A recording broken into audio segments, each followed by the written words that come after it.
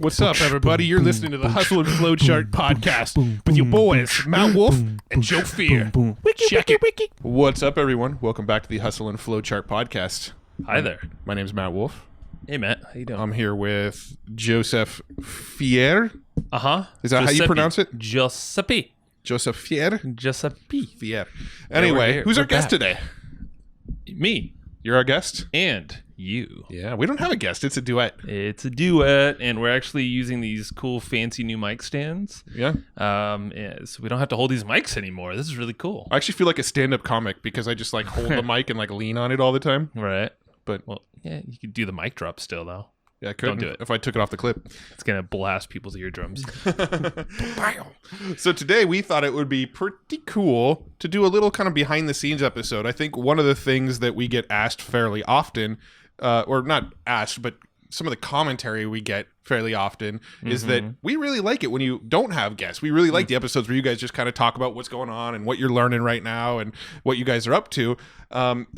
We've had multiple people tell us, like, you guys should do more episodes like that. So we're kind of trying to make a conscious decision to do like one of them a month or something. So here's this month's. This is this month's. Yeah. No, it's, I think these are fun. Yeah, I love like doing it's there, and this is full transparency. We have not pre-planned this, so we might sound a little scattered at points, but promise we'll get to the point, and you're probably going to hear better stuff this way anyway. If it's like pre-scripted, this is weird. Our mental block usually stops if we try to plan too much. We were just talking about this, like our personalities.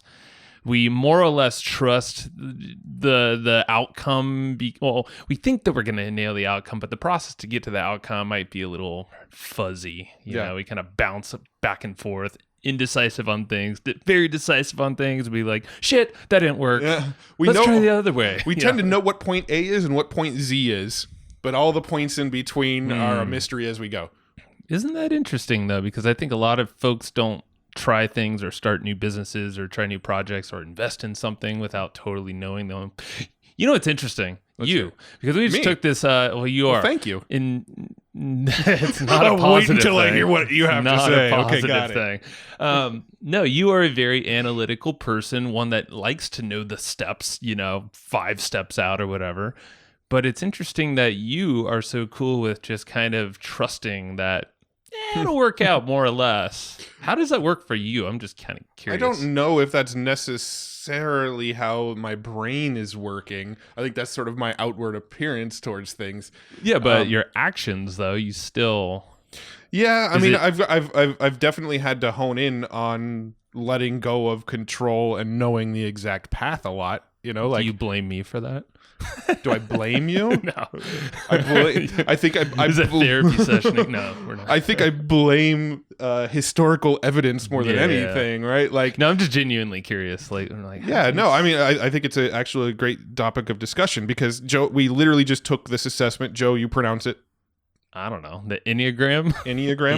Yeah, so Shannon. Hey, Shannon. I'm sure you're tuning into this. She doesn't listen to our shows. She's tired of us already. She told us to take this personality quiz because she knows we're into Colby and we've done the DISC assessment and the Myers-Briggs and all the... We've taken so many assessments and shared data and tried to better understand how to communicate with each other and how to sort of operate in our own zones of genius and that sort of thing. So we took this one, and this is a very fresh topic on our minds. If you know anything about this test, my dominant one was a number 6.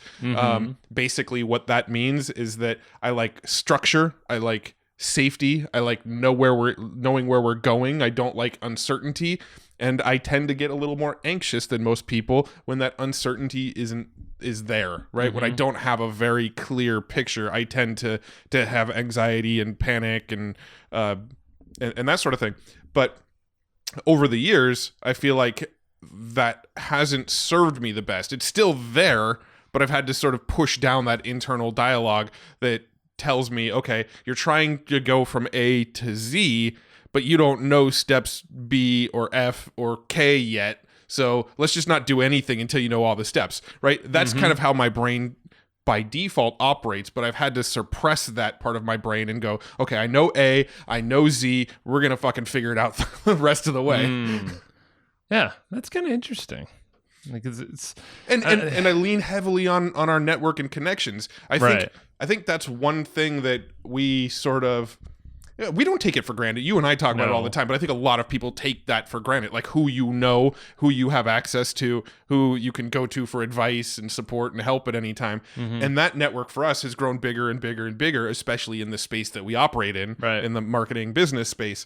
Let's dog ear that a little bit, actually. About network and lateraling over to like something else, and also what we were talking about yesterday about kind of taking for granted how far we've come and how much we have, you know, when we meet someone like a high school friend of ours that we've lost touch with in the last 20 years or whatever. Dog ear those mental notes. Sure. Okay, cool. Yeah, so but you know, so with us, I know that we have a big network of people with various levels of expertise, right? So we know we're great friends with Kurt Molly. We're good friends with David Schloss. We're good friends with Ralph Burns. We're good friends with all of these people that have a very wide breadth of knowledge in the Facebook world. Shout out to Ralph, by the way, overtime sponsor, one of our events during Traffic and Conversion. Thank you. So I don't tend to stress out about like, oh, what are we gonna do with Facebook ads? Because I know I've got like access to a handful of people that I can count on at any time to ask questions about how to get there. And you default like you're better. We're both getting better, I'll say. But you default to pretty good at asking your network for questions. I feel like you default to that, where I more or less will kind of try to hack it out myself or research, which is interesting because I'm not typically a researcher and I am more people forward. Doing these tests, it's kind of cool. Just even answering the questions. There's like 144 questions.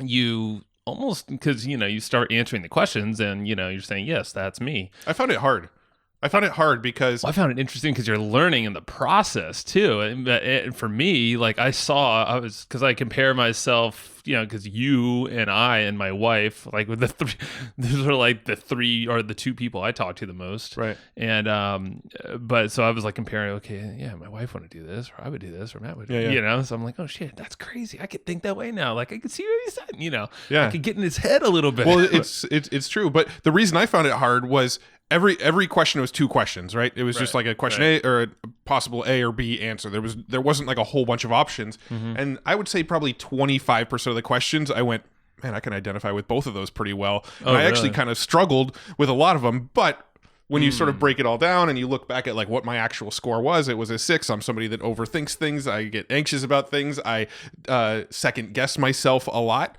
I fucking did that throughout the entire goddamn test, right? I was taking this test and every single question I was looking at both of them going, I identify with both of these. And then I would click on one. I'm like, I think I identify with this one most. Actually, on second thought, no, I identify with this one a little. And so I was literally doing that throughout the whole test. So when it got to the end of the test and I read it, it's like, you tend to overanalyze, overthink, and second guess yourself. I'm like, you're like, do I really? I don't think I do. No, I probably do. No, I don't. No, I don't. I don't know. I'll have to think about that a little further. But anyway, so coming back to it, I think the reason I've been able to sort of suppress that thing where if I don't know how I'm going to get there, I still jump into it, is that I feel like our safety net over the years has gotten bigger and bigger and bigger in the form of a network. So if I don't know how to make a landing page, if I don't know how to do something that we're trying to do like in the e-com space, or don't know how to develop a software or talk to a team member, we know we have people we can go to and get the advice in those areas, which makes me feel a little more comfortable, jumping without double checking my parachute a little bit. Double check.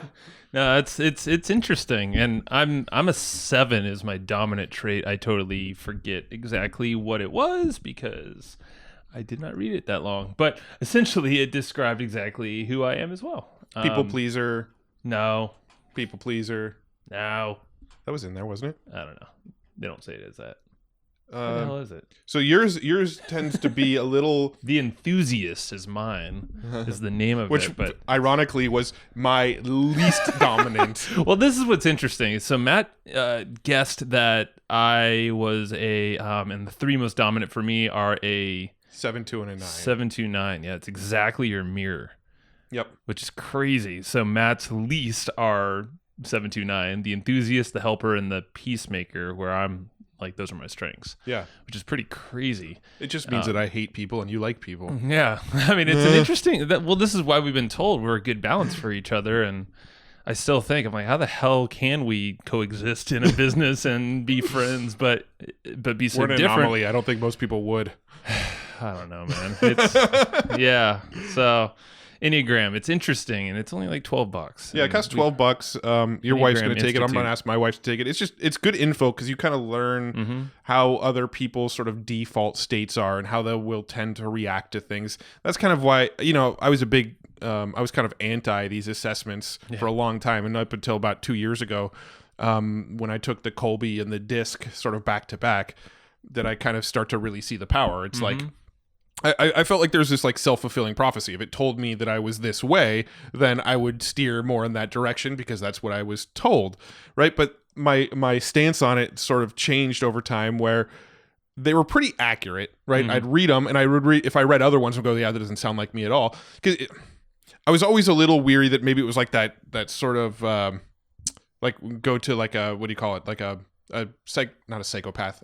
Psychics. A psychic. Yeah. Yeah, they're psychopaths. Not a psychopath, but a psychic. Like you go to a psychic, and like a lot of times they may say like, oh, you're the type that just puts too much trust in others and can often feel overwhelmed and tends to put too many things on your plate. That couldn't fucking apply to anybody, right? But you're sitting there going, yeah, that sounds like me. That sounds just like me. You didn't even ask any questions of me, but you're just looking at me. Right. So I thought like it was going to be that type of thing where they're telling you things that kind of apply to everybody. So you go, oh, this is right on. And then also there's that self-fulfilling prophecy element where they're like, oh, you're over analytical. Right. And because it tells me that, I tend to start analyzing more often because I was told that was my impression of those sort of things. Yeah. But what I've realized now is that I'm not taking those as much for myself and for to tell me who I am and why I act this way. I'm more taking them so that I could go out there and tell you, this is who I am, this is why I act this way, this is right. It's more of a tool for other people than it is for me. I mean, it's great to understand, to read through the stuff and follow the advice that it gives you on here's some ways that you can kind of be more at peace with the way that you are. I like that stuff.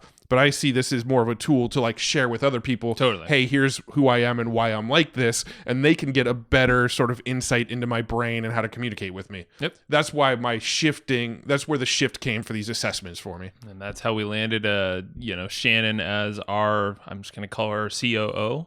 CEO, that is, not COO. She's taking the top. But we matched her up with the Kolbe assessment, along with a whole great assistant .com's freaking process there. But that was totally based off of personalities, and you and I have been able to communicate better after this. I'm sure even better than what we were before. And I think it also gives you ways to improve. So some things that you feel like you could shore up a little bit. Well, cool. Now you're like aware that this is true in this assessment and probably some other previous assessments. We've probably seen the similar thing. Yeah. Like, oh, okay, maybe that's something, Well, and even you like to go back and even like refer to past assessments and like reread them from time to time and just sort of get like sort of a fresh perspective on it. Well, for me, and I've said it before, is that it's a good way to release maybe some pressure I've been putting on myself to get good at a trait or something. And, there's definitely, you can get better at things. And I know a lot of that becomes habit and, just training yourself over time. But it's really cool because you can see the ones that you need some help in, if you choose you need help in that. Yeah. So, it's nice. So Enneagram, that's ENNEAGRAM. Yeah, just Google it because that's not the actual domain. It's actually that's the name of it. The Enneagram. I'm surprised Enneagram.com wasn't available, but they got Enneagram Institute. Who knows? Maybe they have that too. I don't know. Yeah, if you're not paying $12, if it's over $12, you're probably in the wrong place. So. It'd be interesting to see what kind of following we have listening to this. So go into our group and let us know what you are, because we love talking about the assessments now. That's almost like one of our favorite things to do is like take an assessment, kind of get a little bit different of a picture of how our brain works and then discuss. Sure. And so just think about how even Shannon was saying that she's had her whole family do this, a lot of her friends.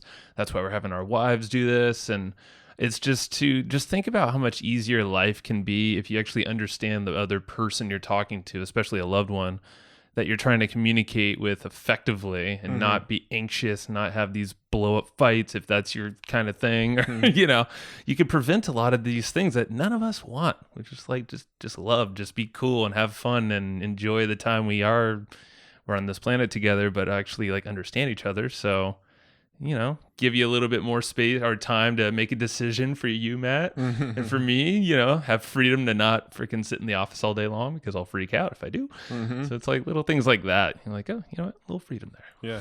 I still find it hilarious that every single assessment we've ever taken, our scores are pretty much mirror images of each other. They're like the exact opposite. It just shows how pretty accurate this is. Colby, disc, this one that we just took. You haven't actually taken the Myers-Briggs yet. No. I couldn't find my score, but you took it? I took it a while ago. I don't remember what my score was, but I think I've taken it like twice, and both times I took it, my score came out differently. Oh, so, like vastly different? No, they were like close variations, but they were slightly different. Because they're not really supposed to change. I could see it changing a little bit over time, but not a lot. Yeah, I mean, like something like a Colby and like this one that we just took, I don't see those ones changing. The Myers-Briggs, I don't know. I feel like with like personal development work and experience and time changes people, and I do see the Myers-Briggs as being one that could be sort of a little more fluid. Like you probably won't jump from like this personality type to the complete mirror image opposite personality type, but there are some personality types that are very closely related that sort of overlap, and I can see you kind of being in the in-between. So when you take it one time, you're in this slot, and when you take it the next time, your number kind of drops you into this slot. But I think that one can evolve a little bit. Yeah. I mean, even this one that we just took, I can see some areas where it might evolve, because a lot of the questions are based around, are you more like data and methodical and analytical and making moves based on data, or are you more like people based, emotion based? Are you making decisions based off of quick emotions? Are you making decisions off of trying to please others? There's a lot of questions around that, and I can actually see that possibly over time changing, right? Yeah. Like I could at some point, I tend to lean more on the like data methodical, like look at the outcome approach, where I think based on your results, you tend to lean more on the a little bit more emotional and a little bit more thinking of other people and how this is going to affect other people. Right. So, but I can see that's something that would evolve and change, through things like, meditation and substance use, legal substance use. Water. We're talking about water? Right. Okay. You can sort of like expand your thinking and all of a sudden have this like great love and enjoyment for just wanting to help other people more. It's us shining lights on stuff that, if there's something we want to get better at. I mean, I'm constantly doing stuff if I feel like, like for me, if I'm too much of the peacemaker, like that's my third most powerful trait out of this whole list. If I'm constantly trying to give my all to someone else, to my clients, to my loved ones, to whoever, and at the end of the day, I'm going to give way too much damn energy to that person and not to what I want for myself. That's been my biggest aha in the last few weeks here, is trying to cut the cord to these like energy drains in my life that completely put this weird energetic like weight on my chest. Because that literally is something that I've done recently, is cutting ties to some places and trippy, but it's like within just 5 minutes, it can, like for me, I experienced a complete shift in my body, and now it's like no neck pain, chest, like there's a lot of cool stuff that happens if you choose to change these things that you might not realize are draining you. And it could be anxiety in some ways, it could be, I don't know what all these other ones are, but any trait that you feel like might be a good trait. I don't know. It's worth examining and see how that actually feels. Like something I'm doing, I shared with you, and this is something I was talking to Mark Acosta Rubio. He's been on the show before, and he introduced us to tapping and havening. We've had the doctor on, and I do this now. It's interesting, but like twice in the shower, where I'll just have these thoughts. I'm like, okay, and like kind of almost meditate, and then like something pops up. I'm like, oh shit, I gotta really work on that thing. Like usually it starts off like, oh, I got too much on my to-do list. I got so much shit. And then, and this is actually a couple days ago, I was like, oh, I should just be a lot more decisive on what I think, like I really feel like is important here, not what others are dictating, or like this email that, oh, send me these email swipes, or, it's like, wait, that's not important. Mute, or, pause for, I don't know, a day. And like reflects on me. It was like, I'll usually start with this like cluster, and then I'll morph into, oh, I just need to be more decisive and like prioritize better, and like get to more of this root. And there's probably even more to that too. Yeah. But that's what I've been working on like twice a day. I'm like, holy shit, that's like a big old shift in my kind of For me, being. like my therapy is quite honestly, this is going to sound cheesy, but quite honestly, this podcast and journaling, because I tend to be someone who bottles up stuff, and fucking suppresses it and shit, right? Like when I have emotions that I don't like, I just try to like shut them down, go take a puff on my my water pen. I try to think of ways to sort of calm the anxiety and just bury it and never let it out again. Yeah. But doing things like this podcast, you and I, when we tend to get together, we're very fucking open with each other. Like anything goes pretty much. And so we try to Except emulate for that one thing that you don't want to tell anybody about, right? Well, yeah, but we can't tell let's not go there. We can't tell them that. Okay, carry on. Sorry to bring that up. No.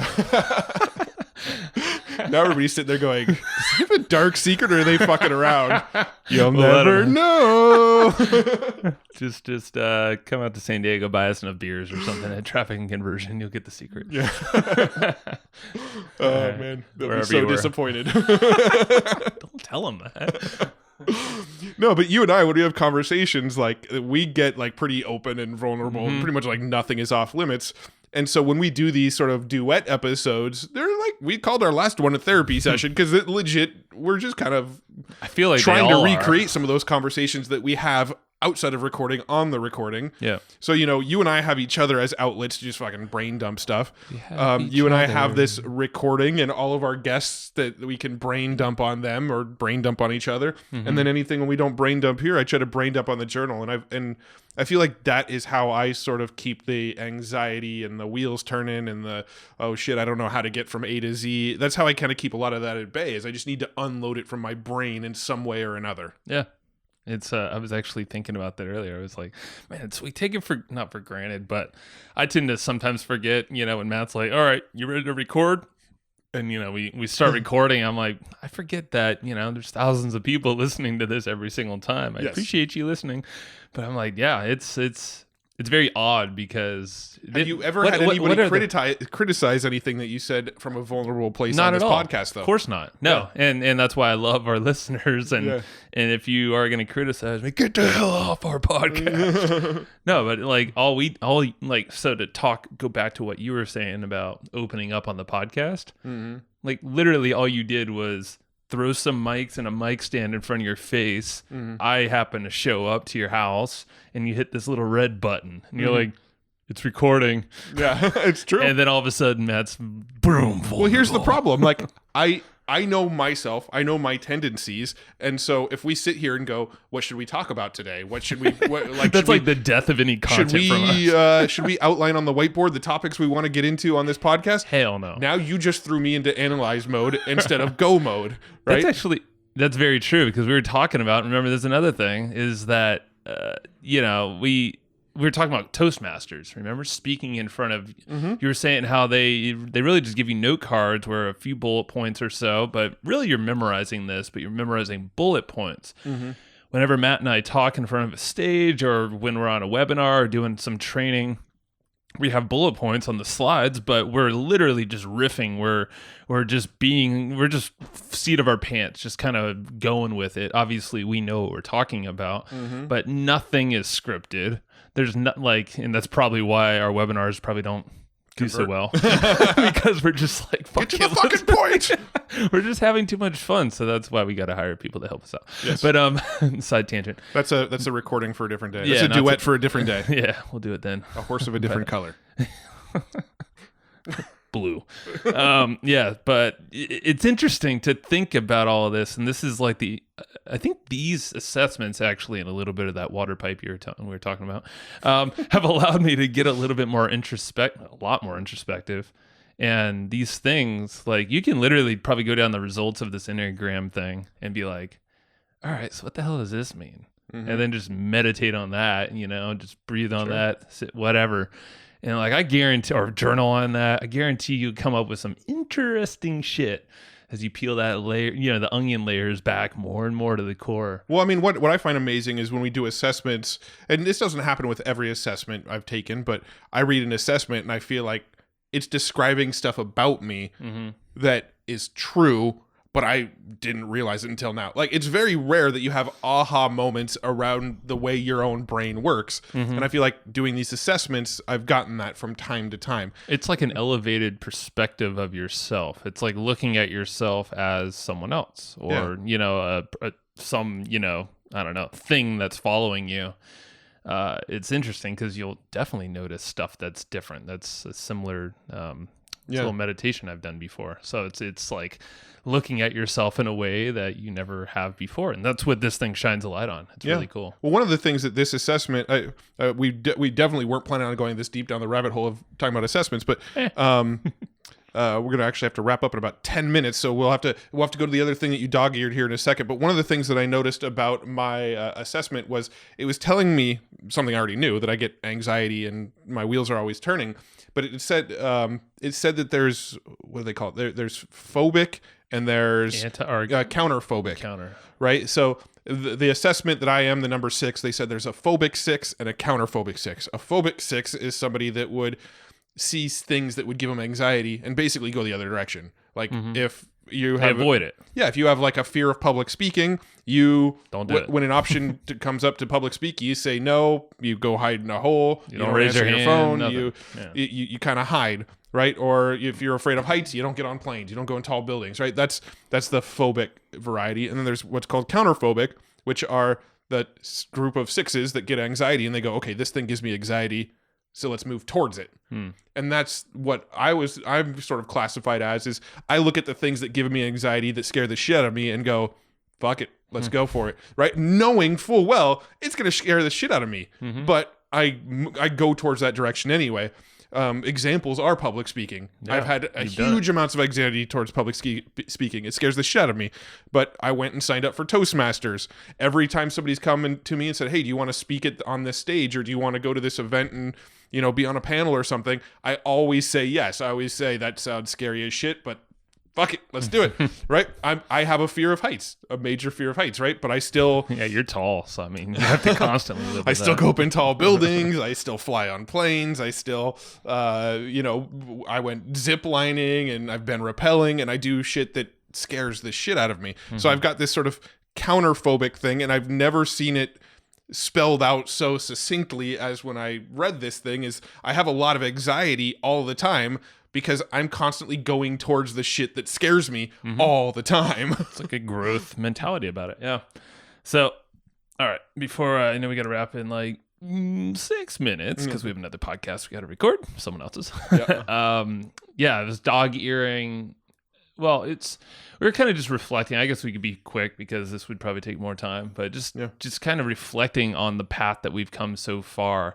And, you met someone, probably don't need to even get into the story now because it would take too long, but the fact that you met someone from your high school, you're buying a car and all that, and you're throwing out some revenue numbers, and he's like, shit, times have changed. Yeah. But in us, in a space, and, I've definitely had friends throw around different numbers of salaries or, weekly take home pay, whatever the hell it is.